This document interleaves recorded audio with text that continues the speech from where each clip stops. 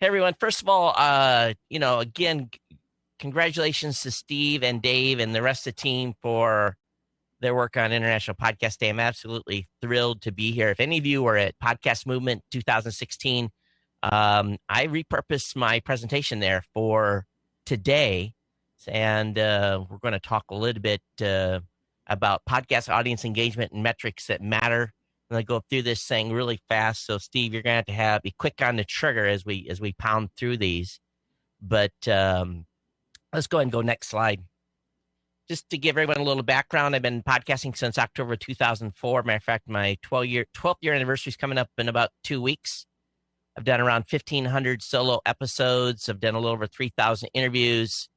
Brought the first podcast sponsor, at least I think it was the first podcast sponsor into the podcasting space, which is GoDaddy, which still is the sponsor of my show today. And of course, Blueberry is, we basically have hosting stats, PowerPress sites, podcast radio, a bunch of products and services. And you guys have been seeing the ads every hour, but don't forget to use that Blueberry 3M code. That ends today or tomorrow because that's a 3-month promo code. Feel free to give us a try. Go ahead, next slide, Steve. So I'm going to be talking about audience engagement, basics of what can be measured in podcasting, podcast statistics, what is important, demographics, web analytics, and feed subscribers, what is and is not useful. But we're going to go a little bit different here. We're going to take a little different spin on it today than what you would normally see. Next slide. So the question I have for you is, are you really engaging your audience?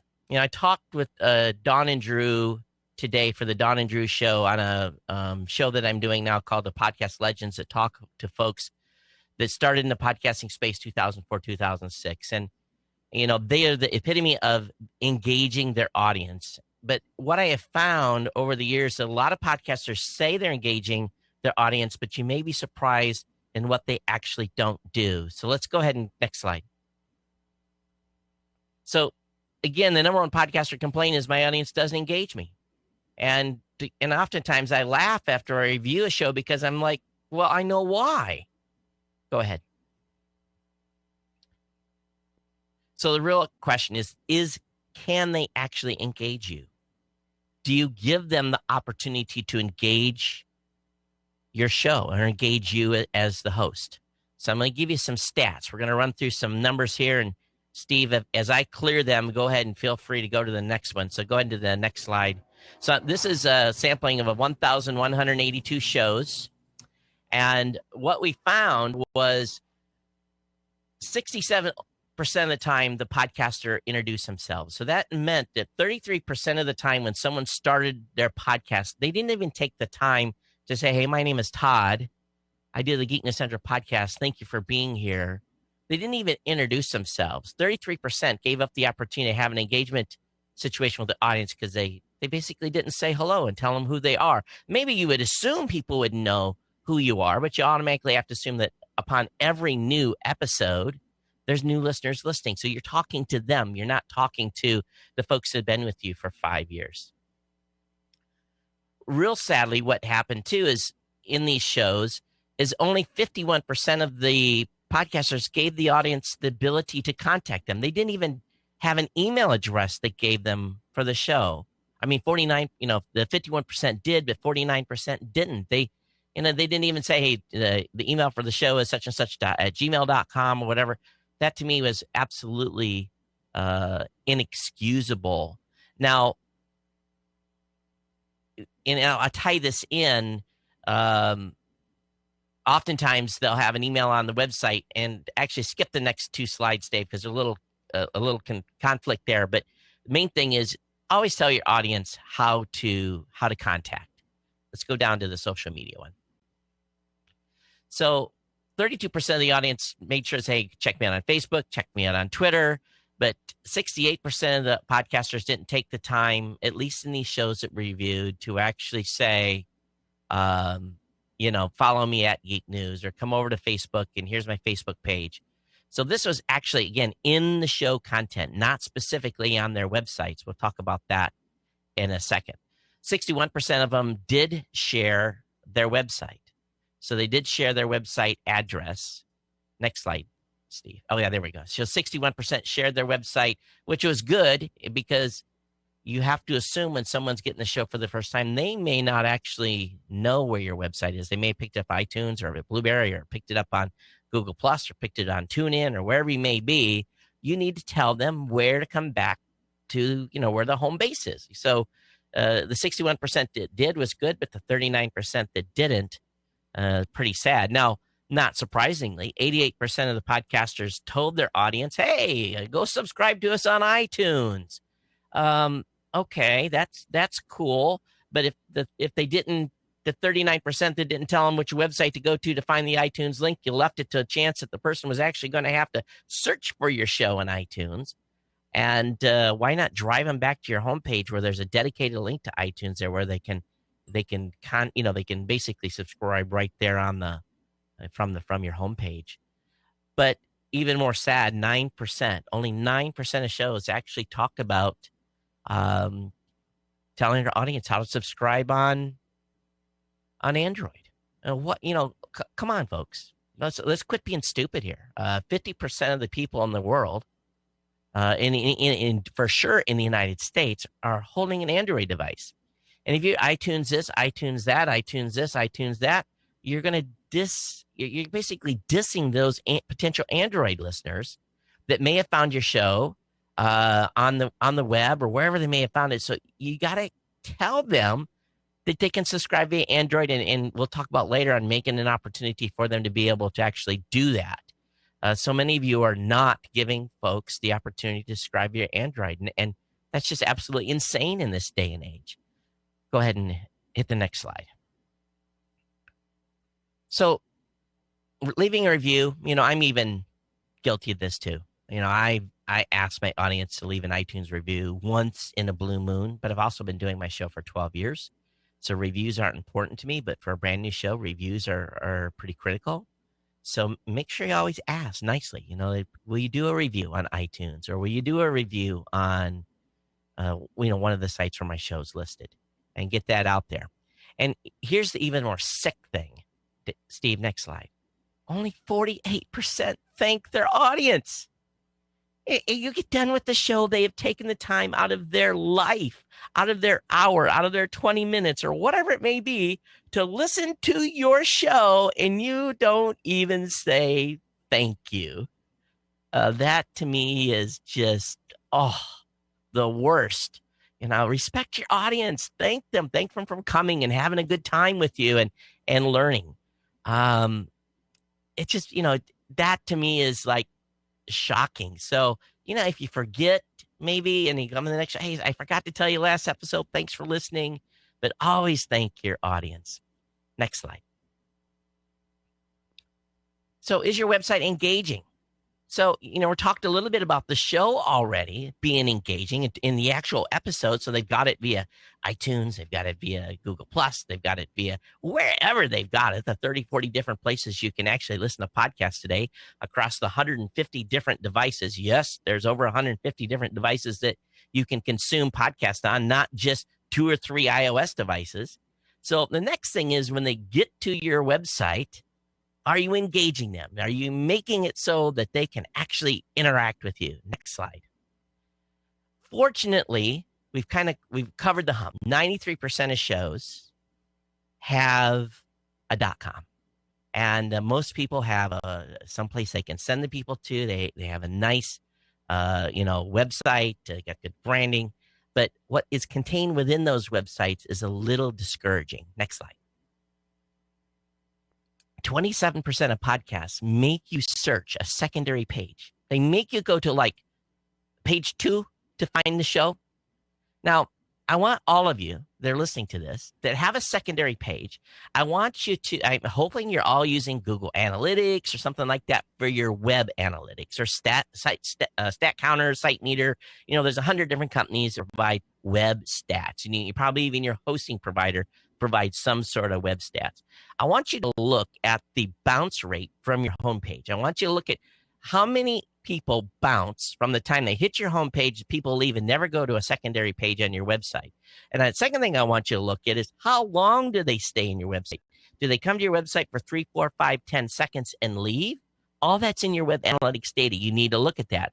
I am telling you straight up, if you have a secondary page where your podcast is basically located, where they have to click a second time on your website, you have just absolutely given away literally thousands, maybe tens of thousands of potential listeners that would have subscribed to your show if there would have been some way for them to engage you right on the main page of your website, listen to the show, subscribe to the podcast, contact you, all that stuff. So these secondary pages, get rid of them. Get rid of those things.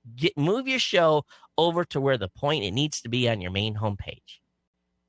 And here's the more shocking thing. You're doing a podcast, right? 36% of sites had no way to play or download the show. What? No way to play. No way to play or download the show. It's like, really? Now, we all know that the number of web views or web plays are obviously going way, way down. You know, it's well under 20% at this point for total plays on your website.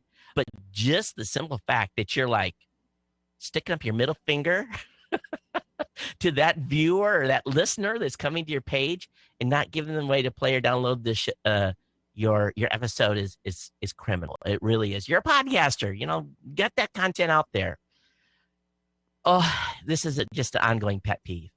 Some people think, I just need an iTunes link.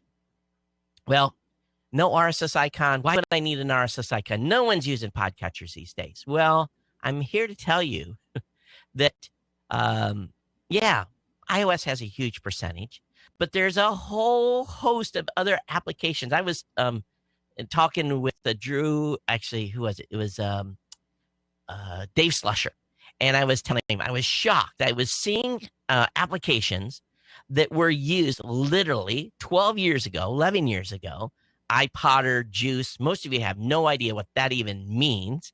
But there are people that are still using old podcatchers. They probably got Windows 95 machines and, but still, if you don't have an RSS icon for your podcast feed on your website, it's just another opportunity lost for people to subscribe to your shows. So you got to have that RSS feed linked on your website, and I'll show you how to do that real easy. No homepage subscribe. Why would you not have a place for you to subscribe to your show on a homepage? That should be like top right, top of the header. It should be like in their face above the fold. 17% of podcasters had no homepage subscribe. It was stuck off on a secondary page, or you had to click a subscribe button and take you to another place. People don't have time. They leave.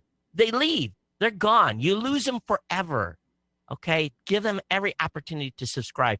I'm going to show you in just a minute here, or maybe 2 minutes when we get to it, what it's really all about on making it easy for people to subscribe. Now, 81% of the sites had an iTunes subscription button. Okay, that's just about given. The 19% that don't, I'm just like, really? Are you? Now, one-click subscribe on Android, 36% of shows do that. Now, largely, I think that's because of the introduction that we did at PowerPress with making the partnership with 13 app developers to be able to have the same functionality as iTunes, so that when someone one-click subscribes on Android, if they're an Android user and they don't already have an app, we can take them to a page and they're given a presentation of 13 apps to choose from. They download one, and then forevermore, when they click on a one-click subscribe on Android link, it does the same function as iTunes. It allows the app loads and basically click, you subscribe, you're done, you're good, they're in, they're on board. You've lowered the pain level. So I'm real happy that number was up, but we'd like to see that continue to grow since its introduction of March of 2015. Next slide. No mention of Android whatsoever on the website, 61%. No mention, nothing, nada. You would think that the Android mobile application did not exist on 61% of sites. You have got to be kidding me. 61% of sites had absolutely no mention whatsoever of Android at all. What do you think? I'm beating up on people in the audience right now. And if you've got an Android link on your website, bravo. But if you don't, why? Why not? Everyone's doing mobile. Mobile's the king now in consuming podcasts. Don't cut that audience out. Next slide. Google Play Linkus was early. These slides were put together in July. Google Play was relatively new. 2% had Google Play links. So I would expect that number to increase over time. But Google's got I think they've got a pretty steady state in the podcasting space. I don't think they're going away. You look at Spotify, they came on board, and what have they onboarded? Maybe 1,000 shows. Everyone wants on Spotify, but they can't get on Spotify. But you can get on Google Play. So if you can get on Google Play and you take the time to put your show over there, why don't you have ability for someone that is, and it may not be a lot of listeners, but it might appeal to a percentage of them. Don't ever turn people away. Next slide. Stitcher link, 18%. Now, here's the funny part. Stitcher has had a decline in global market share. They're down to 3.5%, 4% global market share of podcast audiences. And just in the short time that Google Play has been on board, Google Play is equal or surpassed Stitcher in the number of people that are actually subscribing via Google Play. Yet, 18% of sites had a Stitcher link, but they didn't have a Google Play link, didn't have an Android link. I'm like, okay, really? Why? And it's, again, maybe just an afterthought, but I give my listeners every opportunity to subscribe. Next slide. So August of 2016, Android made up 17.7% of the actual marketplace. We're gaining maybe 0.5% to 1% every couple of months right now. There is, and it's not a shift. It's more listeners. The iOS base is staying the same, and you're just adding more Android folks. So, if we continue to see this trend of Android climbing with the number of total subscribers, you're going to end up in a year from now where Android might be back 25, 30% of total podcast global listening. So don't ignore this place, or ignore the Android space. Next slide. June of 2016, iOS was at 65%. Actually, if you go over to powerpresspodcast.com, we've released a whole bunch of deep dive statistics on these exact topics. With some a little bit newer numbers and breaking it down by actual devices and tablets and that type of stuff. So there's we're putting that type of stuff out all the time. So if you're not subscribed to PowerPressPodcast.com, which is the official podcast of Blueberry, please do so. And the website RSS feed, subscribe to that so you've got that in your RSS reader if you're using one of those, or put it on your permanent read list. Next slide. June of 2016, Stitcher 3.3. Next slide. Email. Believe it or not, this is amazing. People are actually subscribing to podcasts via email now. They're actually getting information about their podcast. No. This is I'm on the wrong brainwave here. 9% of shows had an email address on their website. Why? Why would you not put a place for people to contact you via the website? I don't get it. You just get a throwaway Gmail account and check it every day, or check it before your show for listener email. It's no, you don't have to worry about.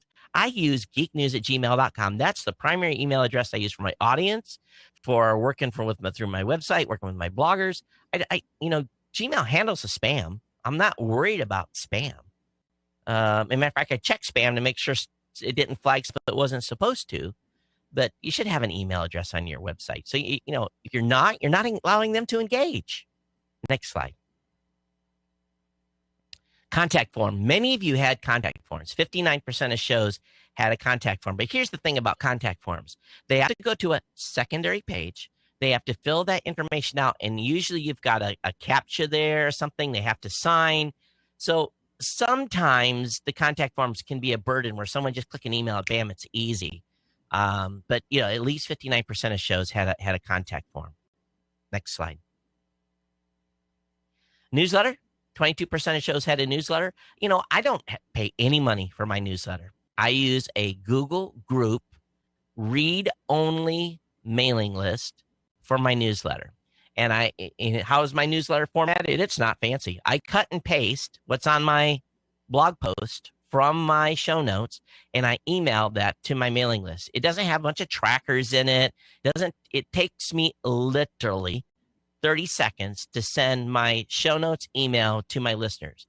I'm all about process and time and speeding up. I don't have to go over to a site like MadMimi or MailChimp and do a bunch of formatting and select and follow their rules and check the audience.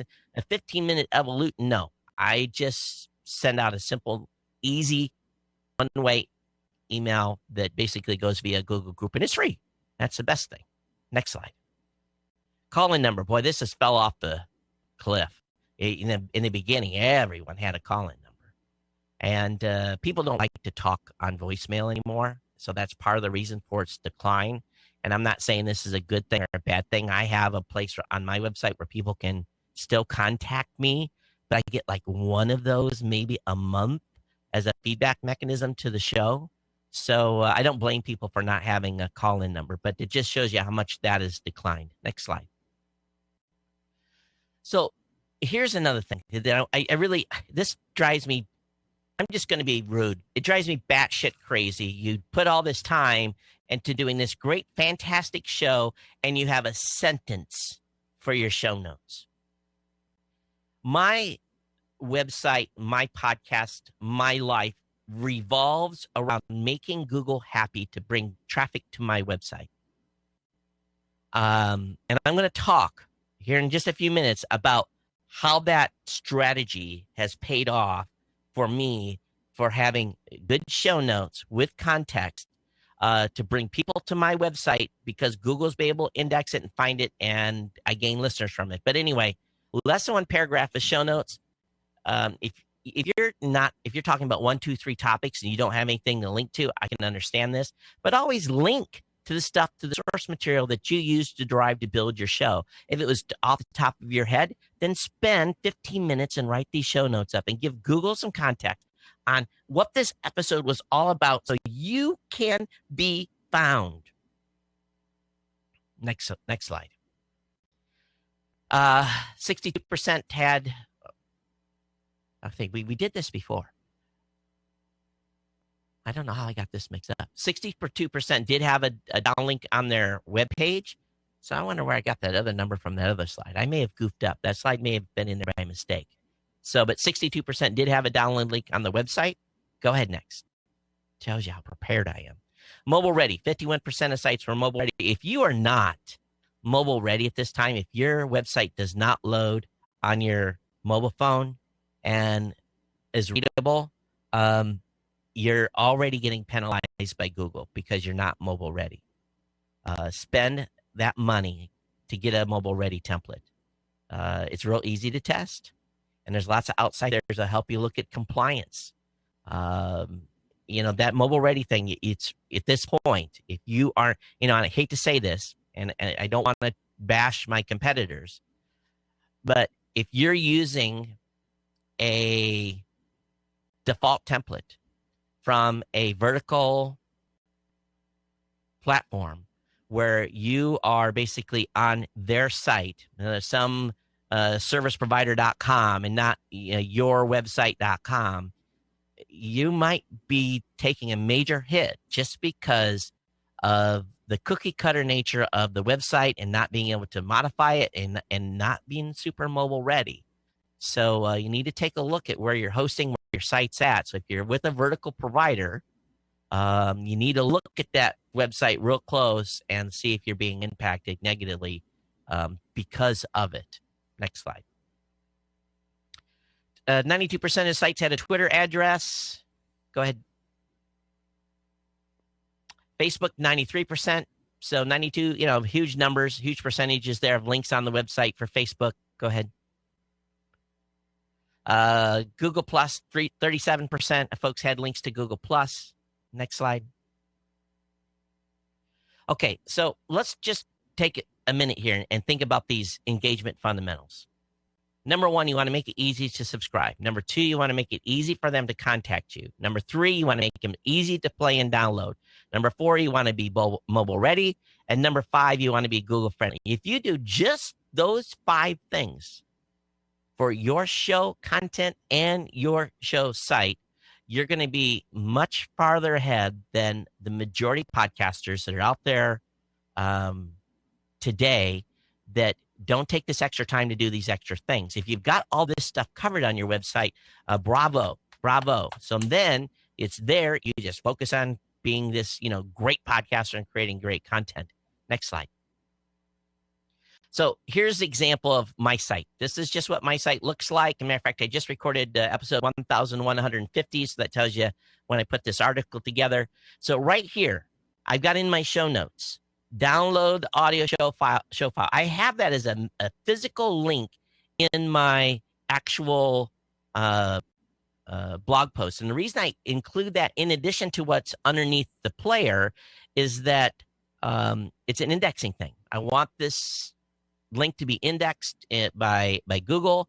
I want to make sure that it's easy for people to see. And it also, when it goes in my newsletter, it's easily clicked as well. Next slide. Okay, so many of you will know that the what is pointing to, the arrow's pointing to there is actual Daniel J. Lewis's, and Daniel, go ahead and link to your plugin in the chat. This is a Daniel's application that he has for WordPress. And basically, I've got Twitter, Facebook, Google+. I've got my email. I've got my YouTube site. I've got a link to Blueberry. I've got my RSS feed, and I've got Stitcher.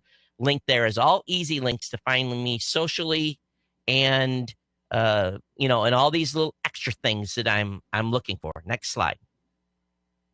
I've also got, because I work with other partners on my website, I've got a network listing on the side column. I've got Geek News Central audio, video, special media events, Health Tech Weekly, New Media Show, Gadget Professor, No Better Than Average, and I've got a way there from to go RSS and also iTunes.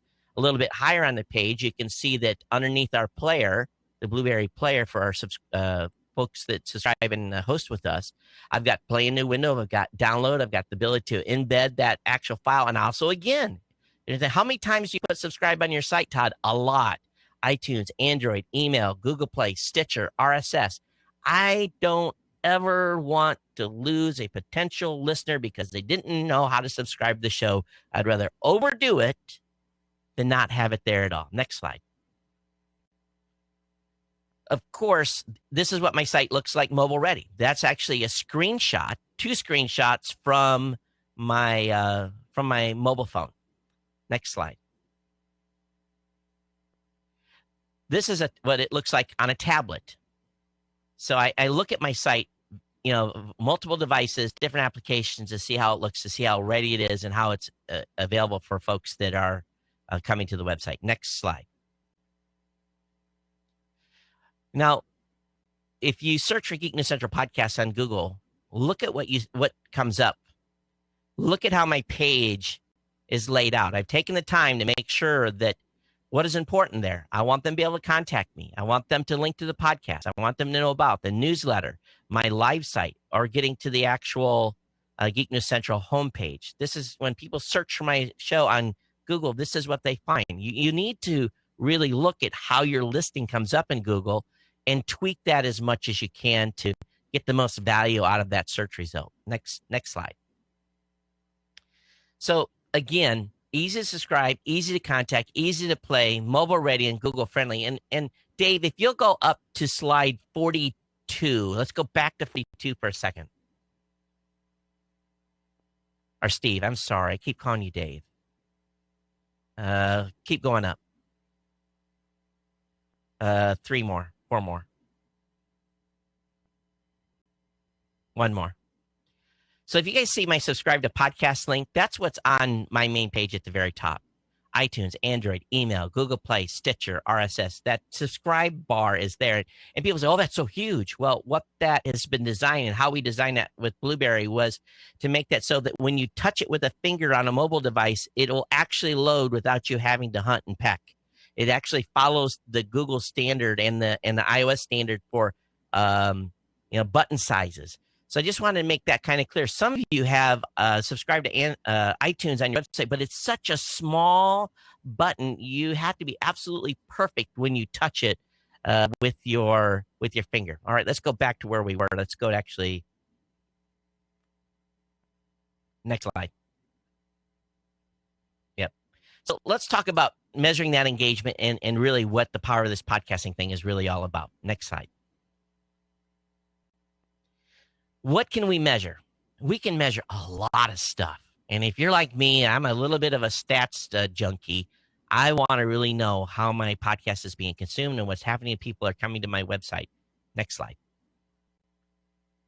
So this is what I talk about trifecta. And I think if you guys think about this as a three-way play, you're going to understand my approach here and how we have a sure bet and how to beat anyone in being able to be discovered and found and subscribed to. Go ahead, next slide. So let's talk about everything we can get. We can get IP address, timestamps, HTTP status code, byte served, refer agent, user agent, byte range, demographics, and web analytics. So you're saying, okay, what does that break that down, Todd? Well, web analytics, that could be Google Analytics, could be site meter, stat counter, the thing that you use to actually look at the web traffic going to your site. Demographics, what do we get from demographics? Well, because you have an engaged audience, you can ask them to fill out a survey. And I do a survey every year. I do an annual survey the same month every year. I have it online for 2 weeks. I ask my audience to take the survey so I understand the demographics of my audience if it's shifted. But all this other stuff, the byte range, user agent, refer, byte served, status code, timestamp, that's all the stuff we get with the actual podcast stats. So you've got podcast stats, you've got the demographic data, and you've got the web analytics. With this, you can put together a complete picture of what's going on with your site and with your audience and actual consumption of your show. Next slide. So again, and I kind of explained this already, but what does it equal? What's that data that we are able to collect? It basically gives us the downloads, gives us the uniques, gives us the partials, it gives us trends, it gives us distribution, it gives us platforms, it gives us the client information, the geography, demographic data through surveys, website traffic, and traffic patterns. That's what we get with all this stuff that we're able to collect on our sites and through our audiences. Next slide. But what is important? To me, downloads are obviously high on that list. What is the download numbers? What's the uniques? What's the totals? What's, where are we at from an audience consumption standpoint? Next slide. Trending data. I want to see, is the show growing or is the show declining? And these aren't my stats. I picked a random show and grabbed these just so you know. But these are, the trending line of what's going on with this. You can see the show has started out. It grew, it got big. And then it's kind of have a little bit of a decline. But yet at the end, you can see where it's kind of recovering, start to come up. It gives you an idea of what's happening with the show, what you're doing in your show works. Next slide. Clients are important. How are they listening? Are they listening via iTunes? Are they coming in via Android? Are they using Windows Media Player of all things, Firefox? I want to know what clients are being used to consume my show because I can talk to those people on my podcast specifically, especially I see something that's kind of out of the ordinary. I say, hey, by the way, we saw someone come in today that's using a BlackBerry. Thanks for being here. Who are you? That type of data. Next slide. Demographic data. What do we want from our demographic data? When you're doing an advertising deal, it's simple. We want age, gender, education, employment, income, children. Do you rent or own? How much are you spending online? Your interests, what are the podcasts you're listening to? How many? This is really the basic stuff that you're going to need to basically get a handle on who your audience really is. Many of us will know. To be honest with you, I don't really need to run a demographic survey because I know right off the top of my head, I know my audience runs about 70% men, 30% women, and it's based upon the feedback I get from my show. I know, and I know some of this already just because I've been doing this such a long time. But if you don't, you need to try to get a demographic survey run to collect that. Next slide. Website traffic. What's important? Daily page views, visit length. I look at visit length. I obsess on visit length.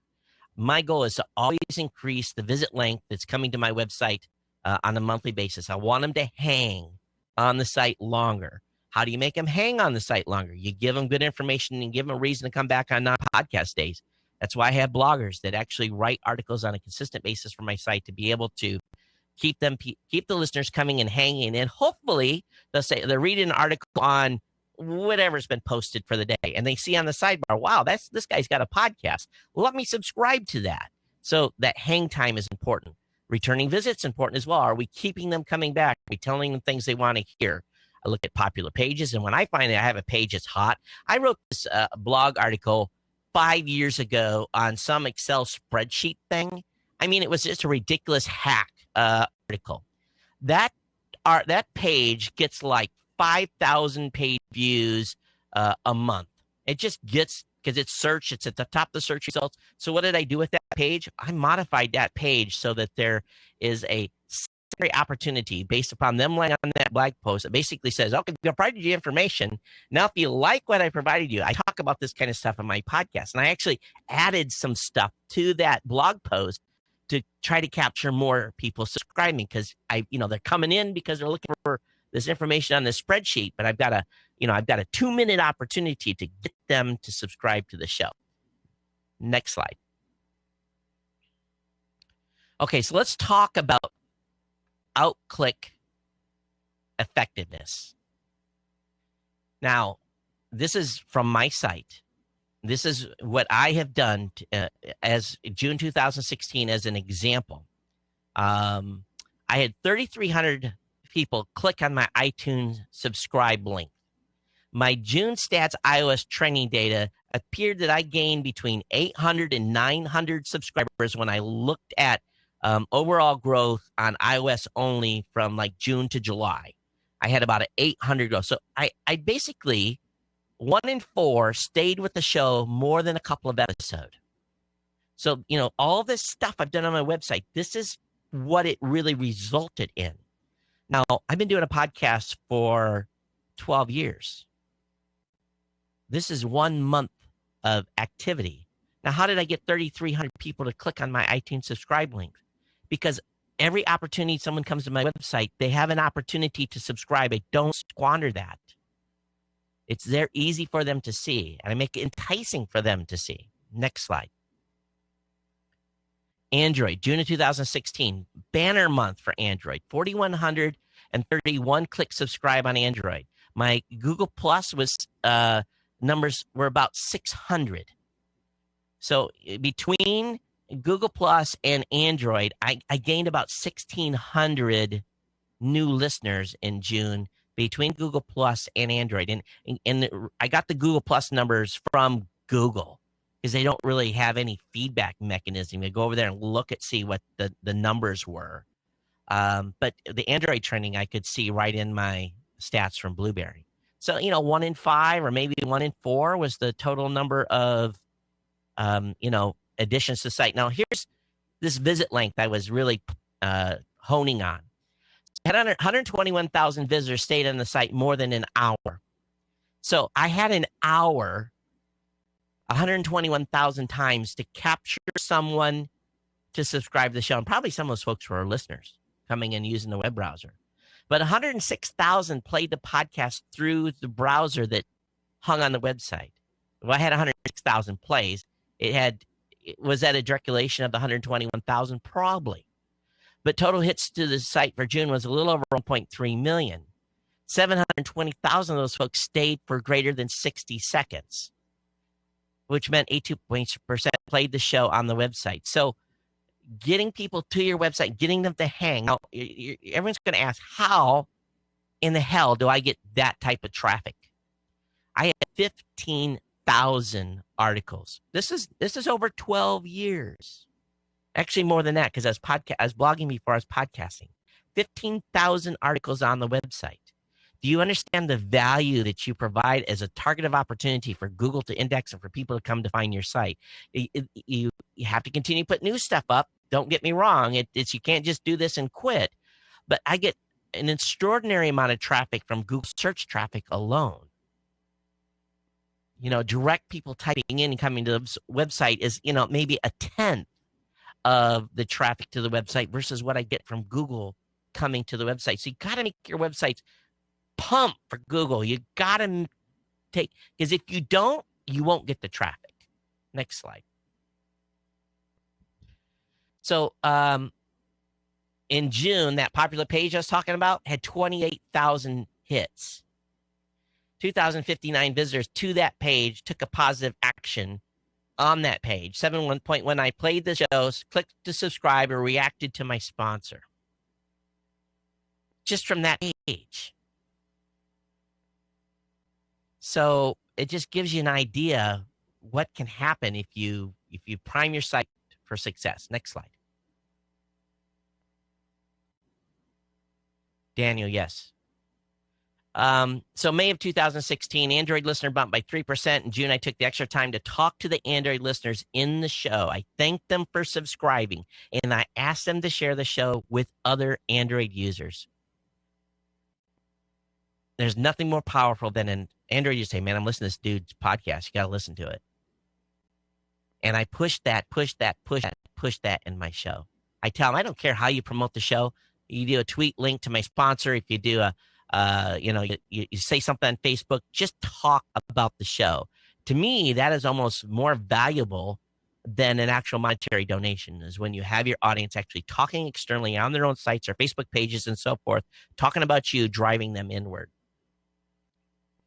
Next page. So be creative. Validate what's happening in your website. Look to make programming changes if what you're doing is not working, and look at your web traffic. It's really important. Next slide. So some tools. Your podcast hosting provider can provide you with podcast stats. SurveyMonkey, WordPress plugins, podcasting provider can provide you with the information to do a demographic survey. Google Analytics, SiteMeter, Stat Counter, all that stuff is great for looking at the web analytics and what's going on with your website. Next slide. So again, you got this trifecta of data. You've got podcast stats, you got your podcast demographics, and you got your web traffic. No one else. TV doesn't have this. Radio doesn't have this. Okay? Digital advertising doesn't have this. We are the only ones that have this trifecta stack of information. And each and every one of us has this data available to us. Next slide. If you guys want a copy of this presentation, you can email me, todd@blueberry.com. Steve, if you want to bring me back full screen, you can drop presentation. I haven't been reading the chat. I've been going like crazy here. But I'll be happy to take questions in the audience at this time. But I'm real passionate about, really making the whole thing work. Here's what I learned, and this is the God's truth. This is how I figured this out. I went to the first year I went to the Consumer Electronics Show, which was, about the time I was starting my podcast, maybe a year after. I came home and I wrote, I had 60 interviews, audio interviews. And then I just emailed everyone I interviewed, and I said, hey, by the way, I've just, put your interview up, and it's about your product. And when you interview a CEO or product lead or someone like that, these guys have like major egos. They have such egos that they tell their press people or their PR people or their people in charge of their landing page, put a link on the website to the interview I did with Todd. So here you have Fortune 500 on their press page has linked to your interview. You immediately gain authority from Google. I always laugh because Gizmodo, Engadget, all those folks, they were always first. They were like, man, they were putting out 300 articles in 5 days, and they had a staff of 50, a trailer. I go there with a few people, and I got a camera, and we're doing interviews, and I take 2 months to get my articles listed. But my follow-up with the person I did the interview was what made the entire difference. And then if the product was not coming to market, when it did come to market, I would reach back out and say, hey, can we do a come to market interview? And it was just this self-feeding thing. So for me, and for at least my content topic, it was the gift that kept on giving. I mean, literally, I had years and years of inbound traffic because I had interviewed someone. They were looking for information. I get emails every day. People ask, "Hey, can you provide me support on, this gadget that you talked about?" I'm like, "Well, I don't actually have the gadget. I just did the interview." So, but this can cross to any. This can cross to any show. All right, if you're doing a business show and you're interviewing someone in the business sphere, you take the time and you do a great write-up on your blog. You put all this pertinent information, and let's be honest, everyone likes to be patted on the back, and you have to play to this ego thing, and you do this nice write-up about your guest, provide all this information, a little tidbit maybe that he told you that you couldn't find on Wikipedia or someplace like that, and then send that person an email, say, "Hey, by the way, your blog post is up." And if you've done the right work to put up the article and give enough context in it, he may tell his corporate staff, "Hey, you need to link back to this." CEOs and these leaders in these companies, you just got to play their egos, folks, a little bit. Just got to play their egos a little bit. That's all you got to do. You've been interviewed, right? Everyone on here has probably been interviewed. You love to be interviewed. And it does nothing more to see you excited when someone puts the blog post up about you being interviewed and they send you the link. The first thing you're going to do is go to Facebook. You're going to link to it. You're going to send to Twitter, because we're all egomaniacs, right? This is the way people think. So use that to your absolute advantage. And basically in driving this authoritative traffic back to your website, no matter what topic you have. And it doesn't matter if you're doing an interview show, doesn't matter if you're doing a product demo show. There's a way to get that traffic back to your website. But if you're not doing the work on the blog post itself, and you put a shitty one sentence show note, I'm not linking to you, because what I'm giving you back authority. I'm linking to you from my website to give you authority. You had better wrote something good about, in that post. It better have some meat. And that's how this is how you build web traffic, and how you build your audience. So I go to CES every year. It's a huge expense, huge. As a matter of fact, this year we're not taking a full studio. We had like 25 people there from the Tech Podcast Network. We're talking $25,000, and we never had enough sponsor money to cover the event. But because of the value of all those interviews and all those connections, it was worth every penny. Now, because things have changed a little bit in the space, the big challenge you have to do right now, and I'm just cautioning everyone, when you go to these events, the gatekeepers are the PR companies. You have to work your magic to get around the PR person, get the business card from that CEO, that CIO, whatever he is, and not get the PR agent, because they are the gatekeepers. They don't want you interacting with that person at all. So typically we've always had like an extra person that kind of did the schmoozing on. We have a reverse press kit with information in it. We don't always get around the PR person, but we found that because when we had the live studio and people coming to us, it actually was worse. The PR people were there with them. They were handling, they're throwing the college football block in, and it made it difficult. So our value that we're getting out of these interviews was actually going down. So that was one of the main reasons I decided not to do live again. So I get on the actual show floor, walk with my camera into the booth, skirt around, find the engineer, get him on a 3-minute interview, and get out before the PR person is like, "Who are you?" And I got that engineer's card. I go back to the hotel, and he's the guy I contact. And then the engineer will contact that's just the way to do it. The PR people suck. They suck. And they're everywhere. They are not your friend, podcasters. They are gatekeepers. They keep you away from the money.